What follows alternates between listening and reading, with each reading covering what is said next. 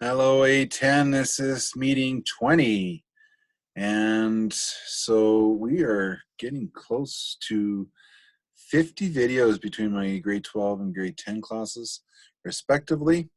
And so I think that's pretty cool, actually. So thank you for watching. And I hope you're getting what you need to get out of these videos for your courses to submit what you need to submit, and hopefully it helps you with your overall comprehension of the course. So, and again, thank you for those who have provided feedback for the videos. If you please continue to do that, and you can post it on Google Classroom, or you can email me.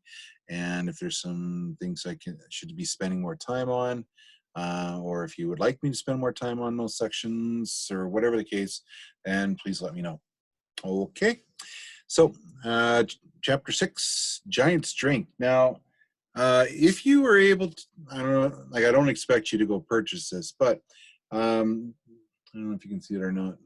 Okay, so there is a graphic novel available, and I'm not sure, some of you are a little more tech savvy than I am, but the graphic novel does a pretty good job of talking about the Giant's Drink. And so I'm just gonna see if I can get to that.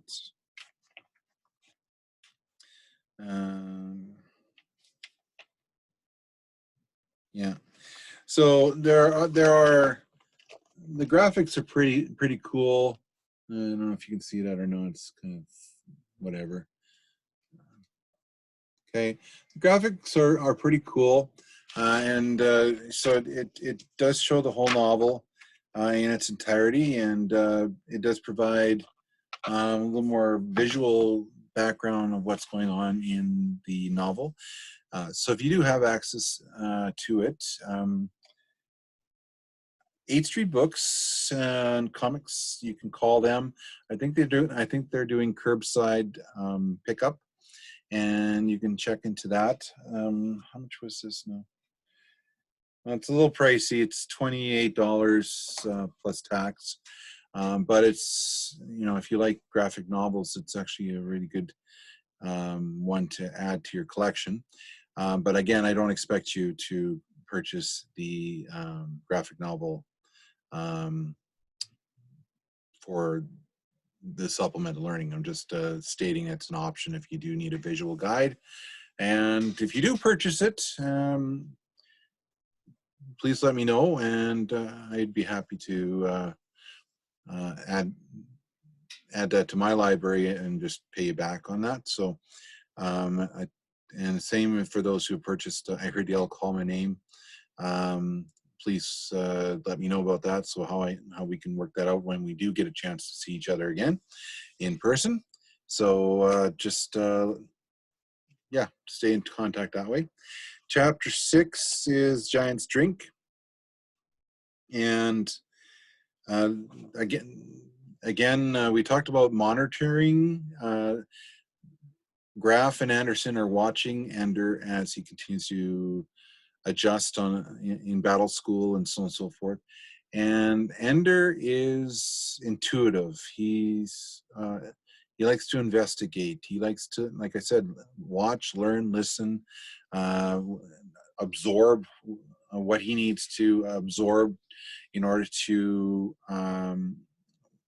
either just get through the day, how he can manipulate things so that he's protected, and then eventually when he starts becoming more and more of a leader, he can incorporate the skill sets of each of his soldiers, aka friends, eventually, and elevate them to new levels as well. So it's just not just a so Ender doesn't come off as a dictator of sorts. The international fleet is, in a way, a dictator government, because they can dictate whatever they want. And again, the fact that Ender is a third and the property of the government, they can dictate that. But Graf knew that if he pulled Ender away from his family, because he had full authority to do so, he would have lost Ender right on the spot. But the fact that he gave Ender a choice, laid it out the cards, or what he needed to lay out for that moment, Ender chose to go to battle school and leave his family.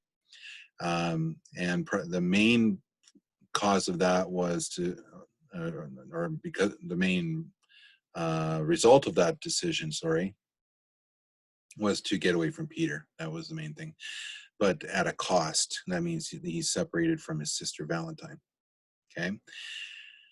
So with every decision you make, there's a consequence, positive or negative, and Ender has already experienced both sides of the spectrum.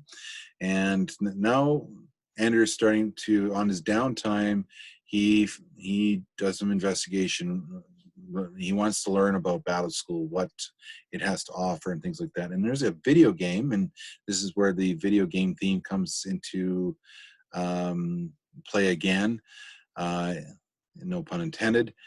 There's a game called The Giant's Drink, and the fact that he found this game is intriguing to Graf and Anderson, and the fact that he continues to play it throughout the novel and try to beat the giant and get to the next level and so on and so forth is another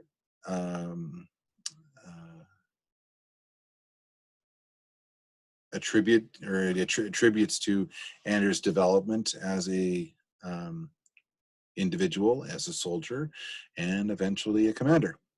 Okay, so chapter 6 focuses on that, and it's again, it's making those decisions. Will Ender make a decision that is contrary to, shall I take the safe bet or the safe path and go down that route, or should I take the more challenging, maybe the hills and the valleys, like I mentioned before in a previous video, and the obstacle course type path, that kind of thing, to get to my destination. If you take the easy path, sometimes it doesn't lead to an outcome that you had hoped for. So that's why a lot of our paths we take in our life are a little bumpy at times, and they make us better in the long term and more determined in the short term, as long as we continue to persevere and keep plugging away at it, even though things are not working in the way that we had hoped right away. The outcome, it will work out in the end. It's just a matter of having faith in yourself and your abilities, and just trusting, you do what you can with what you have, and you reach out for supports as well, and keep those supports close to you, so that you can use them when you need to use them. And then the rest is just focusing on your capabilities, that you can handle things on your own and develop accordingly, and continue to grow accordingly and become the person that you want to become. So that's what Ender's working on right now. So with that, I'm going to move into summaries, and that'll be in the next video. So I do recommend that you read these chapters a little more detailed, because I'm just skimming the chapters for discussion because of time restraints. The summaries clarify a little, fill in those holes a bit. If this, of course, in the classroom, we would be a little more detailed in explanation and stuff like that. But with anything online or distant learning, that kind of thing, the onus is on you. So you need to take ownership over your learning, and it's up to you to stay on track with deadlines and requirements and things like that. Seek out the resources you need to help you get through these unprecedented times. Um, and many people can be very successful in this type of format. So um, it's it really comes down to how you approach it, and if you approach it head on and say, hey, I'm going to get right to work and get this done, you're going to do well.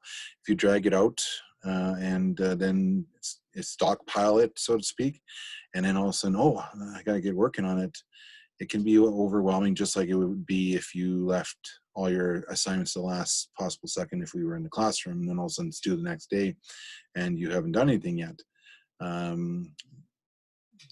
What happens to quality over quantity and stuff like that? So it's important you stay on top of things, keep yourself busy, and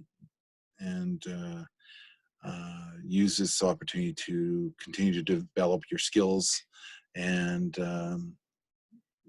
help prepare you for those transitions back into the classroom whenever that is. So, all right, so enough of that. We'll talk to you later. Take care. Be safe.